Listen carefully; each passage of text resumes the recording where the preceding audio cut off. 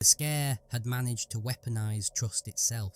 Panic didn't just stay behind closed doors, it put legitimate social services in an impossible position. Real social workers, doing their vital job of protecting vulnerable children, were suddenly met with fear and hostility. They were refused entry into homes where children were genuinely at risk. The very system designed to prevent harm was being paralysed by these phantoms who had stolen its identity. The scare had managed to weaponise trust itself.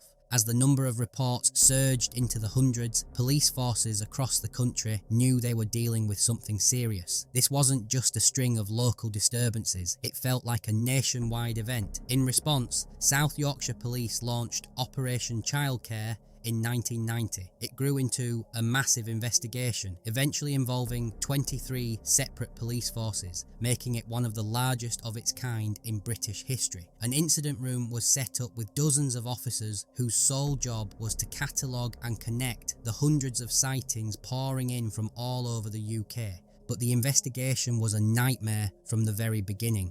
These phantoms left behind almost no physical evidence.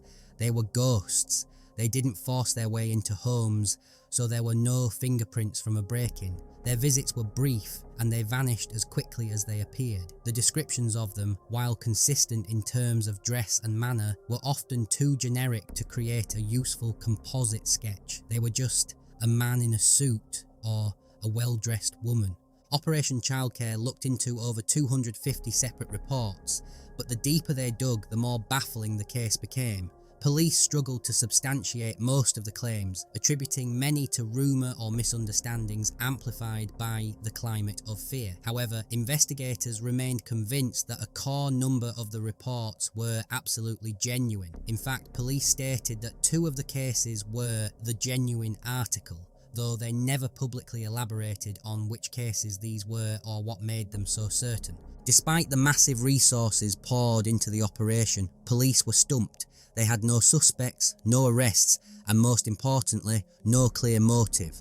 Why would an organised group go to such elaborate lengths only to back down the second they were challenged? If their goal was abduction, they were failing spectacularly.